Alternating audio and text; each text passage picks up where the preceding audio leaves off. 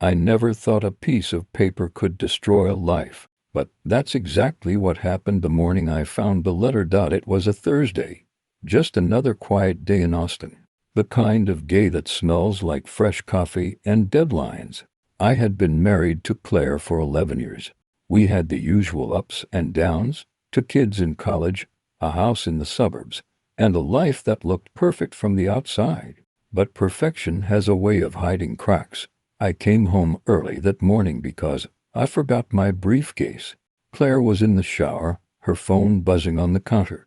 Next to it an open envelope, my name written in handwriting I didn't recognize. The paper inside looked old, like something that had been folded and unfolded too many times. I should have ignored it. God knows I wish I had. The first line stopped me cold. You don't know me, but you deserve to know the truth about your wife. My chest went tight. My hands shook as I kept reading. The letter described meetings, hotel names, dates, all too precise to be coincidence. It said Claire was having an affair with a man from my company. It even mentioned the name, Andrew Keller, my department's financial analyst. A man I had mentored, trusted, even invited to dinner once. At first, I laughed, a dry, nervous laugh that sounded nothing like me. I told myself it had to be a joke, some kind of twisted prank. But the details were too sharp. The handwriting, the way it ended, you didn't hear this from me? But if you want proof, check room 412 at the Silver Ridge Hotel, Friday nights, 7 p.m. I dropped the letter like it was burning my hand. All day at work, my head buzzed. I tried to convince myself it wasn't real, that someone was trying to get in my head. But by Friday, curiosity had become poison. I left the office early and drove to the Silver Ridge Hotel. At 6:58 p.m., I parked across the street. Rain tapped on the windshield, blurring the world. Every minute stretched like an hour. At 7:11, the elevator door opened, and there she was, Claire, laughing, holding Andrew's arm like it belonged there. Something inside me shattered. Quietly, I didn't confront them. I just sat in the car watching until they disappeared behind the door marked 412. I drove home that night in silence. I didn't cry. I didn't scream. I didn't even feel human. Just a hollow thing behind the wheel, breathing because my body didn't know what else to do. For 3 days, I said nothing. I pretended everything was fine. I cooked dinner, answered her small talk, kissed her cheek goodnight. But behind that calm, something cold was forming, not rage, not sorrow, but purpose. Then the second letter came. It arrived on Monday, in the same handwriting. No return address, just 2 lines. I told you the truth. Now you tell me yours.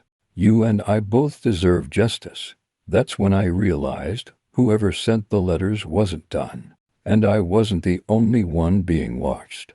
The second letter wouldn't leave my mind. I read it again and again, trying to understand what it meant. Now you tell me yours. What truth did I owe to someone I didn't even know? And who the hell was watching me close enough to know when I'd opened the first envelope? By Tuesday, the paranoia had started to eat at me. Every sound felt too sharp. Every car that slowed near my house to deliver it. I changed the passwords on my laptop, covered the webcam, started locking the doors twice. Claire noticed, of course. She asked if something was wrong, and I lied, said work was stressful. That's the thing about liars, they never see when the tables turn. That night, I couldn't sleep. I kept picturing her with him, the laughter, the way she leaned into him. My wife of 11 years. I got up, went to my office, and poured myself a drink, bourbon, neat. I opened my laptop and started searching. Andrew Keller, his background, his records, his financials. If he was smart enough to steal my wife, maybe he was stupid enough to leave a trail. It didn't take long to find one. A registered business, Blue Mark Consulting LLC, listed under his name, formed 6 months ago. Claire had mentioned that she'd been helping a friend with some side work, just a few hours a week. Nothing serious. It all started to line up. I pre-did everything, addresses, transactions, corporate filings. I didn't know what I was looking for, but I knew there was more to this than an affair. And I was right. Wednesday morning, I drove to the listed address for Blue Mark. It was in a quiet strip mall, wedged between a yoga studio and a vape shop. The door had a paper sign taped to it, temporarily closed for renovation. No lights inside, no movement. But there was something taped under the door handle, a small envelope, plain white. My name written on it. I froze, looked around the empty parking lot. My heart started pounding as I opened it. Inside was a single photograph. Claire and me, at our kitchen table, 2 nights ago. The picture was taken through the window. No note this time. Just the photo. I drove home with my pulse in my throat. Whoever this person was, they weren't guessing. They were watching, not just me but us. And if they knew where I lived, they could get close any time they wanted. When I got home, Claire was on the phone, laughing again. I wanted to grab the phone, to scream, to demand the truth. But I didn't. I couldn't, not yet, because suddenly, it wasn't just about the cheating anymore. It was about control. Someone out there knew too much, and I needed to know how. That night, I went through every corner of the house, checked the smoke detectors, vents, even the picture frames. I found nothing until I opened the backyard shed. Hidden behind an old toolbox was a small black object with a blinking red light, a camera, the kind used for home surveillance. Except this one wasn't mine. I took it inside, unscrewed the back panel, and found a SIM card. I plugged it into my laptop, and dozens of video files appeared, dated, timed, organized, weeks of footage, all from inside my house. Every room, every conversation, even our bedroom. For a long minute, I couldn't breathe. My entire life, recorded like a movie I never agreed to star in. But the worst part wasn't the footage. It was the last folder, marked private. I clicked it open. Inside were 2 video clips, one of Claire and Andrew, in his car, parked outside his office. The other was of me, sitting in my home office, reading the first letter. Whoever this was, they weren't exposing the affair for justice. They were playing both sides, watching, controlling. That's when I heard the front door creak. I minimized the window and turned off the screen. Claire stood there, holding groceries. "You're home early," she said. "Yeah," I replied, forcing calm. "Just needed some air." She smiled. "You look like you've seen a ghost." I almost laughed at that, because in that moment, I realized I wasn't married to a woman anymore. I was married to a mystery, and someone somewhere was making sure I never solved it alive. That night, I packed the hidden camera, the photo, and the letters into a box. If I was going to find out who was behind this, I couldn't do it from home anymore. I had to dig deeper, even if it meant stepping into something far darker than betrayal. The next morning, I didn't go to work. I went to find the one person I swore I'd never need, a private investigator named Marcus Dane, a man who used to be a cop, and who didn't believe in coincidences. When I handed him the letters, the photos, and the footage, he didn't say anything for a long time. Then he looked at me and said, "Whoever's doing this, they're not after your wife. They're after you." And for the first time, I realized this wasn't about love or betrayal anymore. It was about a secret someone would kill to keep hidden. Marcus Dane wasn't the kind of man you trusted right away. He was in his late 50s, tall but heavy, with eyes that looked like they'd seen too much and stopped believing half of it. His office smelled like coffee and nicotine. Old police certificates hung crooked on the wall behind him, next to a shelf cluttered with cameras, flash drives, and evidence bags. He listened as I told him everything: the letters, the hotel, the hidden camera. He didn't interrupt once. When I finished, he leaned back, lit a cigarette, and stared at the ceiling for a while before speaking. "People cheat every day," he said finally. "But people who document it, that's not love or guilt. That's leverage." "Leverage for what?" I asked. He shrugged. Depends on who's holding the rope. Marcus started his work fast. He took the letters, scanned them, then asked if I could get access to Andrew Keller's company computer. I told him maybe. I still had admin privileges from when I trained him. He grinned. Good, don't get caught. The people who send anonymous letters usually don't play fair. The next day, I went back to work pretending everything was fine. Andrew avoided me, which was good. I wasn't ready to see his face without losing control. I logged into the system and searched his file history. At first, everything looked normal. Then I noticed something odd. Encrypted folders hidden behind finance reports, all linked to Blue Mark Consulting. When I tried to open them, I got a prompt for a decryption key.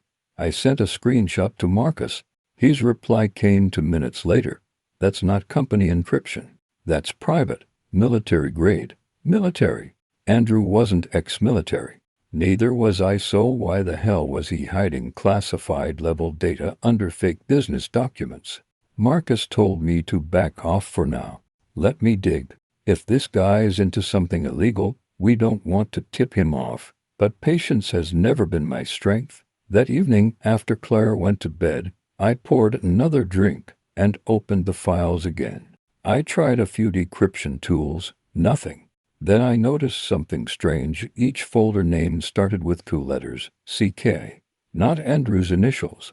Claire's. A chill ran down my spine. The next morning, I confronted her, subtle at first. Hey, I asked over breakfast, you remember helping Andrew with that business thing?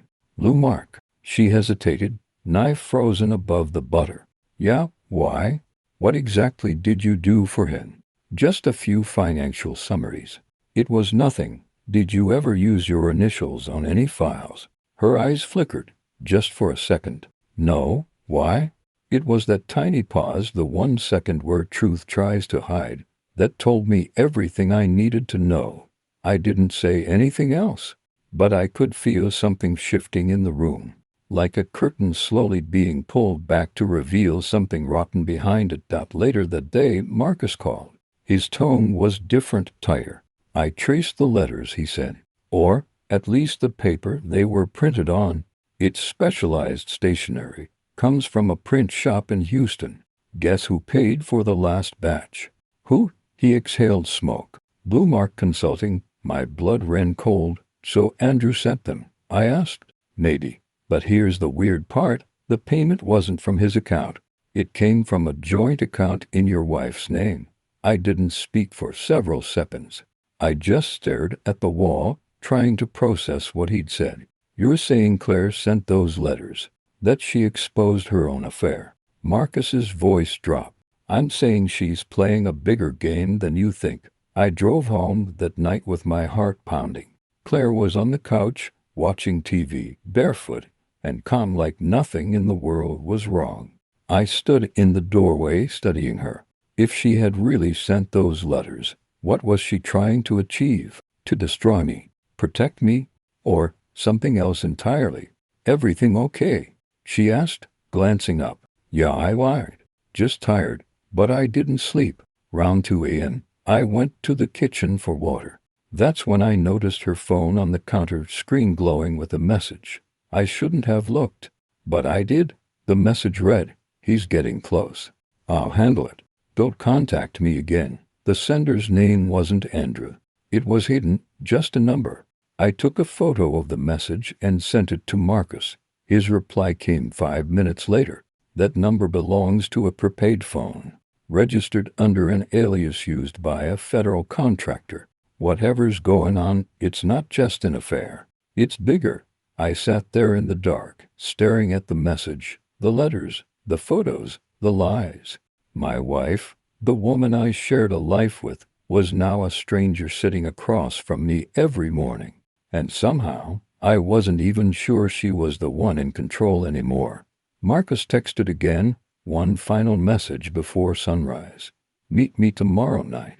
Don't tell her. And don't go home after work. But I never made it to that meeting, because by the next evening, Marcus Dane had vanished. And when I went to his office the following morning, the door was open. The lights were off, and his files were gone. On his desk, there was only one thing left, a single envelope. My name, the same handwriting as before.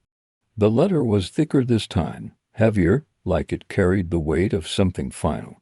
I sat in my car outside Marcus's office, rain pounding against the windshield, and stared at the envelope with my name written in that same careful handwriting. My fingers trembled as I tore it open. He was getting too close. "You're next if you don't listen. Leave it alone." No signature, no clue, just the faint scent of perfume, the same one Claire wore. My stomach turned. I looked around the office once more. Marcus's computer was gone, his hard drives wiped clean. Whoever took him had done it fast, professional. On the floor near his desk, a coffee mug lay shattered, the liquid dried into dark stains like dried blood. And on the corner of the desk, a single USB drive almost invisible beneath a folder. I pocketed it and left before anyone saw me. At home, I didn't speak to Claire. I couldn't. I just told her I had a late project and locked myself in the study. The house felt colder that night, too quiet. Even the walls seemed to listen. When I plugged the USB in, it came alive instantly, encrypted again, but not like before. Marcus had left a note inside. "If you're reading this, I'm gone. Don't trust anyone, especially not her. Watch what she hides in plain sight." There were 3 video files. The first one showed hotel footage, not from my hidden camera, but from a security feed. Claire and Andrew, yes, but not just the two of them. Sitting at a nearby table was another man, middle-aged in a gray suit, watching them closely. Every time Andrew passed Claire something under the table, the man took notes. The second video was darker, nighttime, a warehouse. Same man loading boxes labeled Blue Mark Confidential. Claire was there too, wearing a baseball cap, handing him a folder. The audio crackled, but one line was clear: "If my husband finds out, we're all dead." I paused the video, my heart hammering. My wife, terrified, shaking. This wasn't the face of someone who wanted to hurt me. This was someone trapped in something bigger than either of us. The third file was a scanned document, top secret, stamped with a government insignia. Property of the Department of Defense. It mentioned Blue Mark as a contractor managing data encryption for government research, specifically a program labeled Project Orion. The note Marcus left below it read, "Andrew Keller was selling encrypted data through Blue Mark. Claire found out. They forced her to cooperate." Everything snapped into focus at once: the secrecy, the letters, the fear. Claire hadn't betrayed me to hurt me. She had been dragged into something criminal, maybe deadly, but that didn't explain one thing. Why had she written to me, warning me to back off? I needed answers. When Claire came to bed that night, I pretended to be asleep. She kissed my shoulder softly, lingered there for a second longer than usual. Maybe guilt, maybe love. As soon as she turned off the light, I whispered, "Who are you protecting, Claire?" She didn't answer. The next morning, I left for work early. But instead of going to the office, I drove to the Silver Ridge Hotel, room 412. The place was empty, clean, but something in me said I'd find more there. I talked the manager into letting me check a lost wallet. He rolled his eyes but handed me the spare key inside. The air felt heavy, like ghosts had been waiting. There was nothing obvious. Clean bed, folded towels, new soap. But under the sink, taped behind a pipe, was a small black flash drive. I didn't wait. I drove straight to an old friend of Marcus's, a hacker he once mentioned, Raven. When she opened the door, she looked half my age and twice as tired. Tattoos, hooded sweatshirt, eyes that scanned like lasers. "You're the guy Dane talked about," she said flatly. "If you've got his drive, come in." I gave her both USBs. She got to work immediately, fingers flying over the keyboard. "Jesus," she muttered. "This isn't just corporate espionage. It's federal." She showed me the data. Emails between Andrew and someone named Director L. Carmichael, head of Project Orion.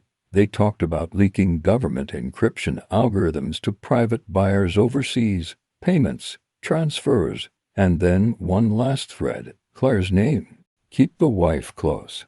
She's leverage in case he gets suspicious. That line felt like a knife. They hadn't recruited Claire. They'd used her as bait. Raven glanced at me. You need to disappear. These people clean up loose ends. I'm not disappearing, I said, my voice breaking. I'm taking them down. She hesitated, then handed me a printed address. If you want Carmichael, this is where he hides. But if you go there, you better be ready not to come back. When I left, the sun was setting behind the Austin skyline, the city glowing like it didn't know the monsters living beneath it. I drove for hours, replaying every word, every lie, every kiss from Claire. That suddenly felt like both a warning and a goodbye. Didn't notice the black SUV following me until it was too late. Headlights in the mirror, closer. Then, blinding. The world exploded in metal and glass. When I opened my eyes, everything hurt. My car was upside down in a ditch, smoke rising. I crawled out, bleeding, dizzy, gasping. The SUV was gone. But through the haze, I saw something lying on the road, another envelope, same handwriting, same perfume. Stop digging, Daniel. You're not ready for the truth. And for the first time, I realized something terrifying. The person sending these letters wasn't Claire. It was someone else. Someone who knew every move I made. Someone who was watching me long before I ever found that first letter. When I woke up in the hospital, everything was white. The ceiling, the walls, the sheets, even the sound of my own breath. The doctors said I was lucky. I had a concussion, 3 cracked ribs, and a cut across my temple. But I was alive. They called it an accident. I called it a warning. Claire was there when I opened my eyes.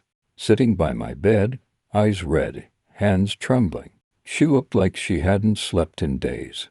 Daniel, she whispered, her voice breaking, I thought I lost you. For a moment, I almost believed her. The way she held my hand, the way her tears fell, it felt real. But all I could see was the letter on the road, the handwriting, the perfume. Who sent them, Claire? I asked quietly. Her lips parted, but no sound came out. Who's behind this? She looked away. Please, just let it go. They'll kill you if you don't. That's when I knew she wasn't the enemy. She was terrified. 2 nights later, when the hospital finally released me, I didn't go home. I went straight to Raven's place. She had news.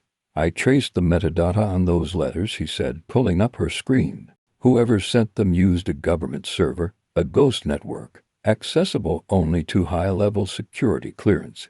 And guess what? There's only one person who matches the access pattern. Who? She turned the monitor toward me. Marcus Dane. For a second, I thought I'd misread it. That's impossible. Marcus is dead. Raven shook her head. Maybe. Or maybe he made sure you thought he was. I stared at the name, my pulse hammering. If Marcus was alive, then everything, the letters, the warnings, the crash, had been orchestrated. But why? Where is he? I asked. Last ping was from an abandoned airfield outside Houston. That night, I drove there. Every mile felt heavier, like the road itself was warning me to turn back. The airfield was quiet, wind whistling through broken hangars.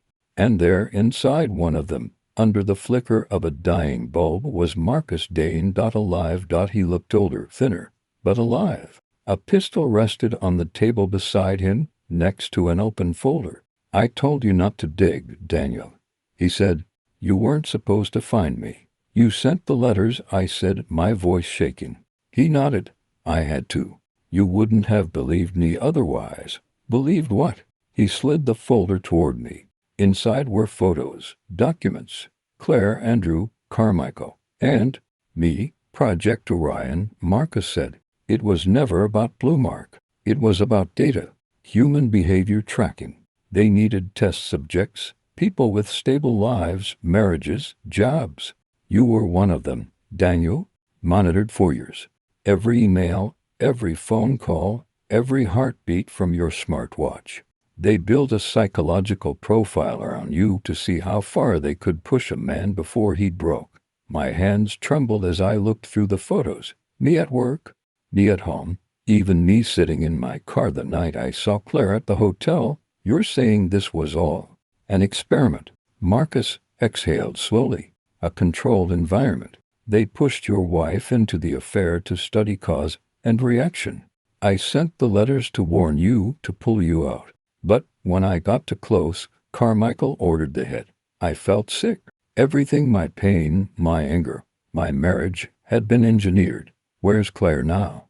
I asked. She ran, Marcus said. She tried to stop them, but once you went off the grid, they decided she wasn't useful anymore.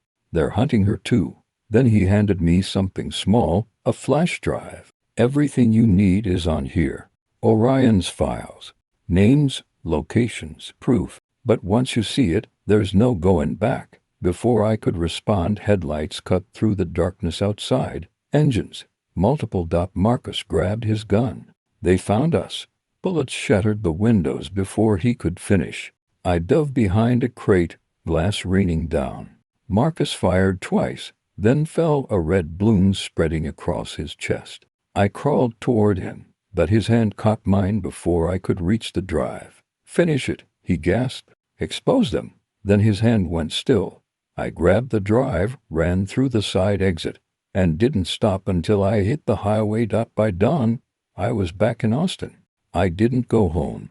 I went to a news agency, an independent one Marcus trusted. Raven met me there, her hand shaking as we plugged in the drive.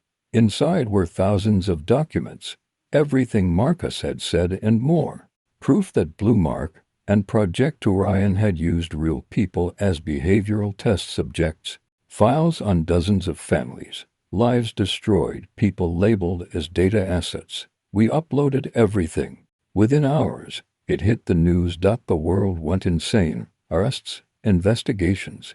Carmichael vanished. The government denied everything. But the files spoke louder than words. As for Claire, she disappeared too. One night, I got a letter in the same handwriting. No address.